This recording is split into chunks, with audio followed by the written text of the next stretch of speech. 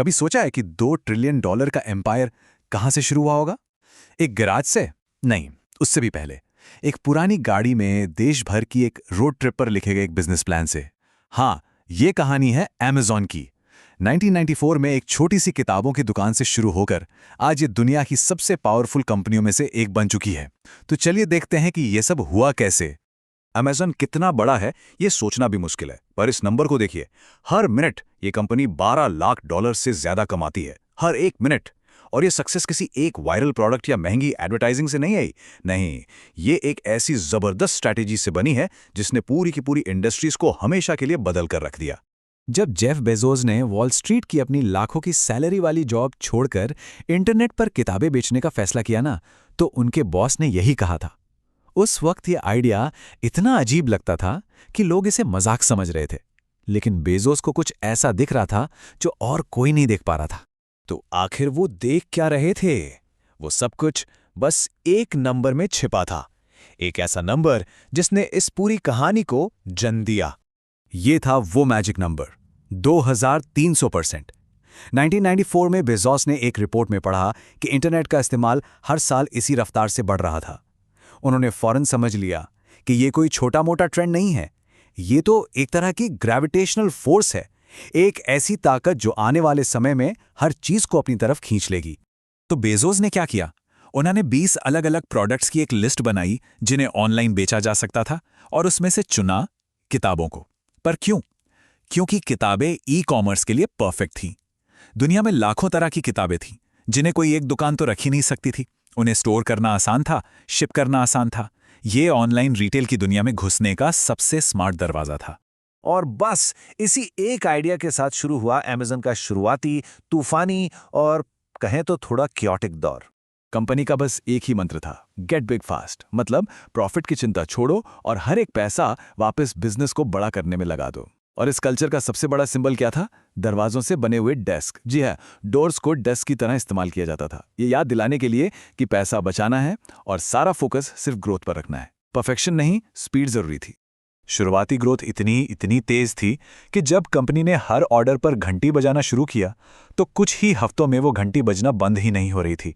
उसे हटाना पड़ा। बेजोस ने अपने इन्वेस्टर्स से हमेशा एक ही बात कही, शॉर्ट टर्म प्रॉफिट की उम्मीद मत करना, हम यहां एक लंबी रेस के लिए हैं। लेकिन हर सक्सेस स्टोरी की तरह इसमें भी एक ऐसा मोड़ आया जब अमेज़न लगभग खत्म होने वाला था। वो दौर था .com क्रैश का। ये चार्ट बस देखिए इसे, ये उस तबाही का सबूत है। 2000 के दशक की शुरुआत में जब .com बबल फटा तो अमेज़न का स्टॉक $100 से सीधे $6 पर आ गिरा।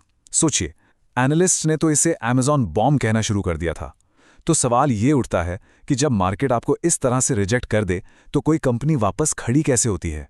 इस क्राइसिस के बीच बेजोस ने एक सर्जन की तरह बिल्कुल ठंडे दिमाग से फैसले लिए।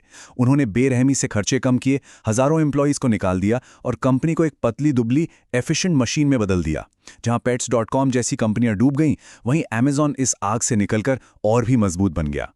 और इस संकट से बचने के बाद अमेज़न का फोकस सिर्फ सामान बेचने से हटकर एक ऐसा मजबूत इंफ्रास्ट्रक्चर बनाने पर चला गया जिसे कोई हिला ना सके। इसके बाद अमेज़न ने 3 ऐसे बड़े दांव खेले जिन्होंने मार्केट में उसकी बादशाहत पक्की कर दी। प्राइम सिर्फ एक डिलीवरी सर्विस नहीं थी, ये कस्टमर्स के बिहेवियर को बदलने का एक तरीका था। एक बार प्राइम लेने के बाद कस्टमर्स ने दूसरी जगह प्राइस चेक करना ही बंद कर दिया। अमेज़न ने उनकी लॉयल्टी को एक आदत में बदल दिया था। और फिर आया AWS, Amazon वेब सर्विसेज। मजे की बात यह है कि ये अमेज़न की अपनी टेक ज़रूरतों को पूरा करने के लिए बनाया गया एक इंटरनल टूल था, लेकिन बेजोस ने इसमें एक नया बिजनेस देख लिया। ये ऐसा था मानो अमेज़न ने न सिर्फ अपना स्टोर बनाया बल्कि एक बहुत बड़ा डिजिटल वेयरहाउस भी बना दिया, जिसे नेटफ्लिक्स से लेके CIA तक कोई भी किराए पर ले सकता था। उन्होंने असल में पूरे इंटरनेट की रीढ़ की हड्डी बना डाली। लेकिन जैसे जैसे अमेज़न की ताकत आसमान छूने लगी, उसकी बिजनेस टैक्टिक्स पर भी गंभीर सवाल उठने लगे।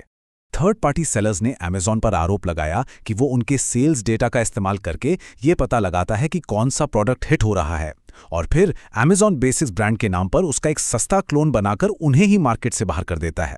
अमेज़न ने हमेशा इन आरोपों से इनकार किया है, लेकिन एक डर बैठ गया कि अमेज़न का प्लेटफॉर्म अपने ही सेलर्स के लिए खतरा है। और अमेज़ॉन का असर सिर्फ ऑनलाइन दुनिया तक ही नहीं रहा। ये उन बड़े बड़े रिटेलर्स के नाम हैं जो अमेज़ॉन की वजह से खत्म हो गए। ये वो कंपनियां थीं जो अपने बड़े बड़े फिजिकल स्टोर्स में ही उलझी रहीं और ई कॉमर्स की स्पीड, प्राइस और वैरायटी का मुकाबला कर ही नहीं पाई।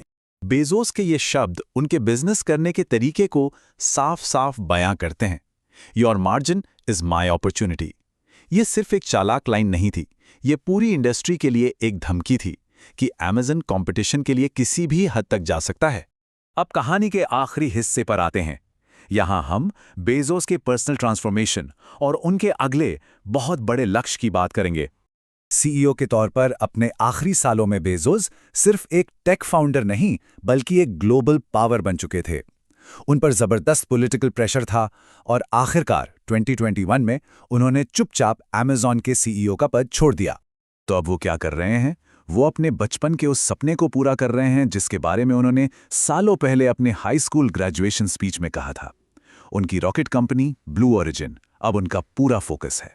जेफ बेजोस की कहानी से एक बात तो साफ है, ये धरती कभी उनका फाइनल गोल थी ही नहीं। अमेज़ॉन उनकी सबसे बड़ी क्रिएशन नहीं थी, वो तो उस क्रिएशन को फ्यूल देने वाला एक इंजन था। तो असली सवाल यह है, जब इतनी बड़ी एम्बिशन वाला कोई इंसान इस प्लैनेट की सीमाओं से आगे देखता है तो हम सब के लिए इसका क्या मतलब है? ये कहानी का अंत नहीं है, बल्कि ये वो पॉइंट है जहां से ये और भी दिलचस्प हो जाती है।